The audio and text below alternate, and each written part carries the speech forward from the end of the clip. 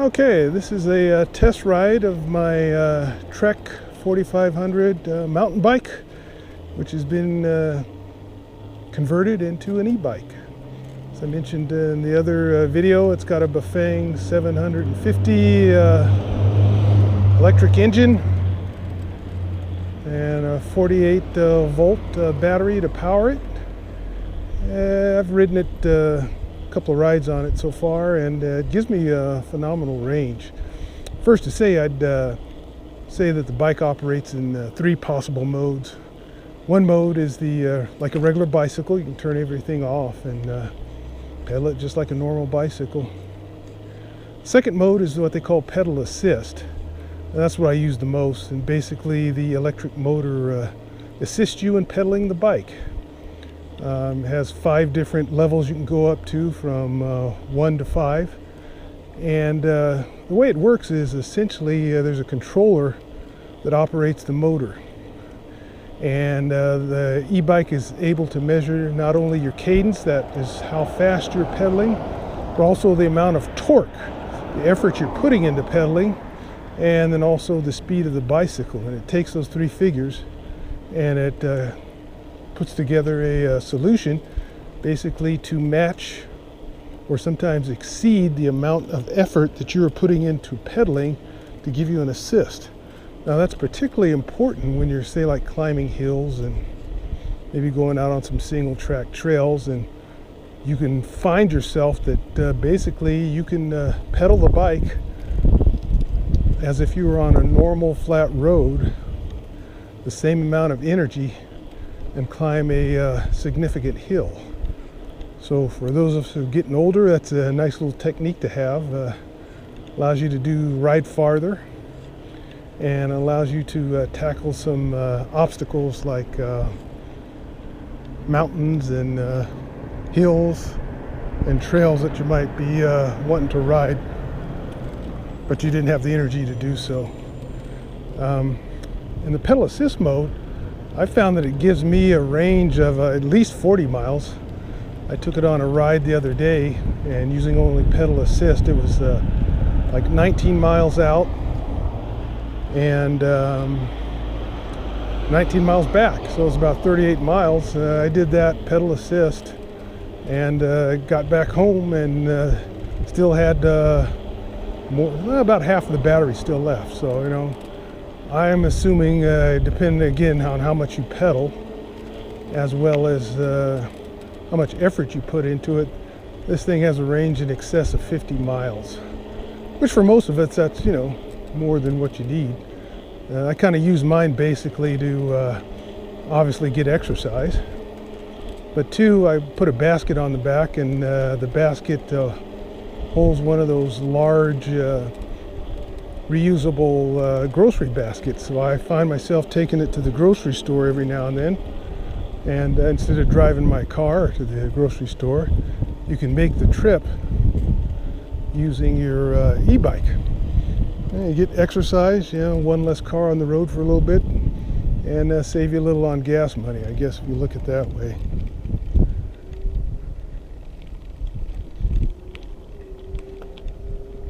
Now we're going downhill, and, you know, like I said before, you can also pedal it like a regular bike. I want to make a U-turn down here just to demonstrate its hill climbing capability.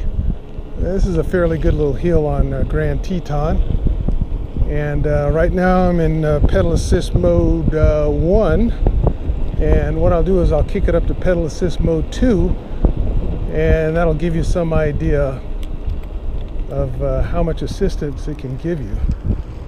As I indicated, it goes all the way up to 5. I've never really found an occasion to use 5, but you can see pedal assist 2.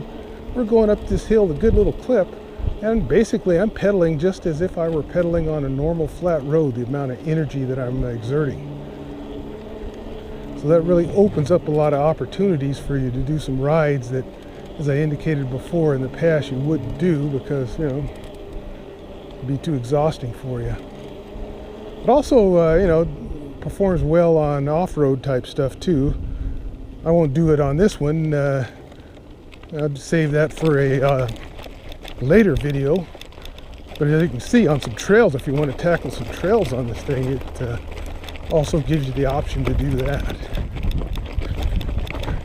And that is really important, because if you get out on some of those trails, they can be fairly steep. And you need that extra power to get up those little hills and single track trails. And this bike more than gives you that power that you're going to particularly need to do that. Okay, when I get down here, I'm going to do like another U-turn. And on this little demonstration of hill climbing, what I'm going to do is demonstrate the throttle. That's the third component. I think I didn't bother to mention that when I was listening to 30 ways to do that. Is you can use the throttle and ride this thing like a motorcycle. And basically what it does is you're relying solely on the electrical engine to power the bike, and much like a motorcycle. Now the downside on that, if you just rely solely on the electrical motor, the range is significantly diminished. I'm told, I haven't tested it yet, that running on just solely the throttle, the electric motor, the range is only 20 miles. Like you see now, we're going up a hill and we're only on the throttle. I'm not pedaling, and we're doing 9.4 miles an hour. So that's a pretty good little clip if you wanted to ride it like that. Always been kind of my philosophy on that. You know, if I wanted to ride the throttle like that, I'd just buy a motorcycle and ride a motorcycle. Probably be the better way to go. But if you're interested in e-bikes and you want to get a little exercise and I guess help the environment, I guess, a little bit, take one car off the road for a little bit, e-bikes are the way to go. I highly recommend them. Now, the other thing I can kind of mention on this is that on the e-bikes, they come with a display, like a little odometer on it, and they're very helpful. I mean, it gives you more information that you need. Obviously, it tells you how fast you're going, how far you've gone, tells you your average speed, and all sorts of data information that, for me, is kind of information overload. Most important thing on it is how much battery you're using and how much battery you have left. That's what I like looking on that particular instrument, is to give you an idea that if you need to turn around now to make it home, you can turn around now and make it home and still have some battery life in it. The other thing to consider too is when you're going out on trails and rides, a lot of times you're going uphill going out, and the downhill is coming back. And that's kind of good too, because if you were to exhaust your battery while you're on the outrun, you could just turn around, ride downhill like a normal bicycle, and head on home. But again, you know, I haven't even come close to exhausting the battery yet. Eventually I'm going to take it out on one of these real long rides, and just to, for my own edification, find out how long the battery will hold out. But as far as I know, like I said, I've done about a 40-mile ride, and battery held out and still had power left. So my guess it can do well over 50 miles on pedal assist, and for me that's more than enough. Like my grocery store is about 2 miles away, so you know that's only a 4-mile round trip. I ride it to the gym when I go to the gym, you know, 4 or 5 times a week, and that's about 2 miles away. So you know that's only a 4-mile trip also too. And it allows you to get your kind of like your cardiovascular in while you're riding the bike to the gym, and you can just work on the free weights when you get to the gym. But all in all, like I say, I highly recommend the e-bike. In my view, it's a good way to go. Now, whether it can actually completely replace a car, I don't know about it at this point. I'm kind of fortunate being in Las Vegas, the weather's not too terribly bad. Now in the summer it might be a little different story, you know, when it gets like 115 degrees, we'll see. But for now, the falls, the winters and the springs,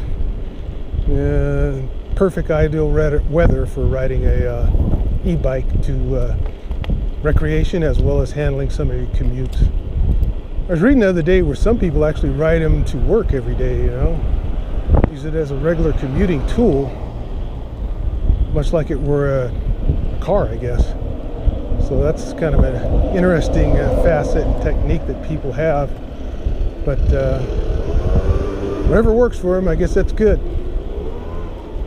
I mentioned before on the cost on it, to do the conversion, I have to look at all my receipts, but I would put it a little under $1,000. You know, because the electric motor cost, I don't know, about $400, maybe $450, and then the other big cost is the battery. The battery's about equal cost, about $400.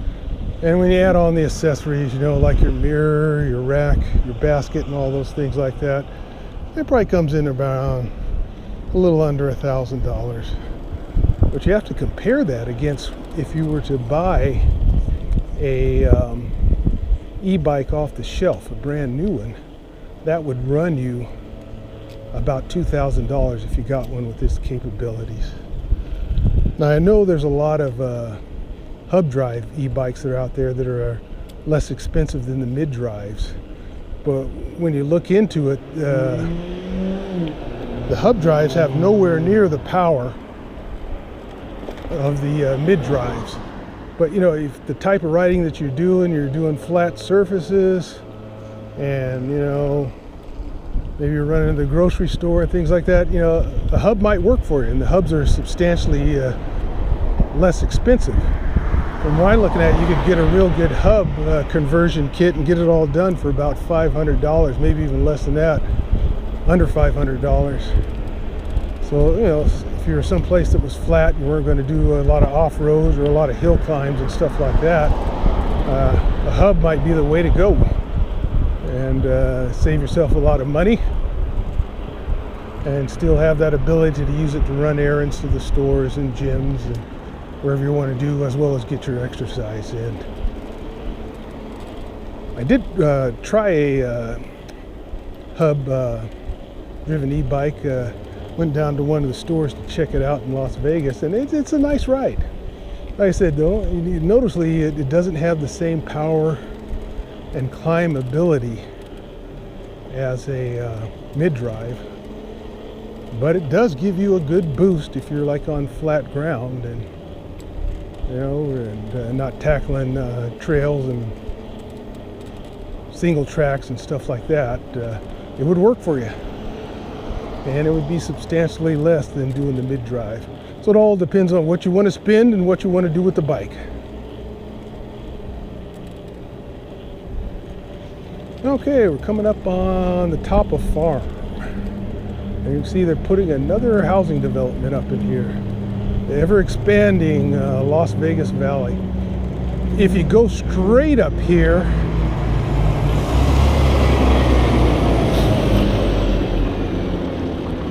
this will lead you to the water retention basin, and in the back of the water retention basin there's a lot of trails that you can ride basically for 30, 40, 50 miles. And it's all dirt, most of them single tracks, and it's a good ride.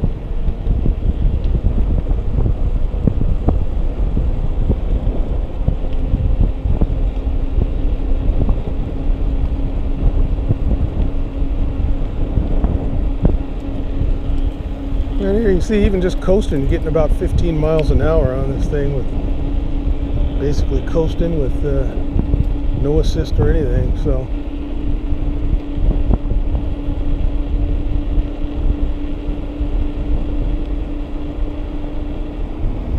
I think if you ride it on the throttle only, you know, riding it like a motorcycle, I think the top speed is about, I tested it one time, about 25 miles an hour. Well, which for me is more than enough.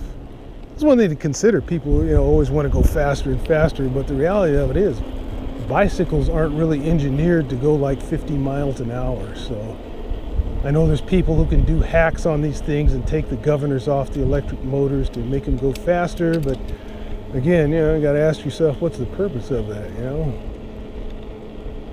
And what kind of impact are you doing on the motor when you make those modifications?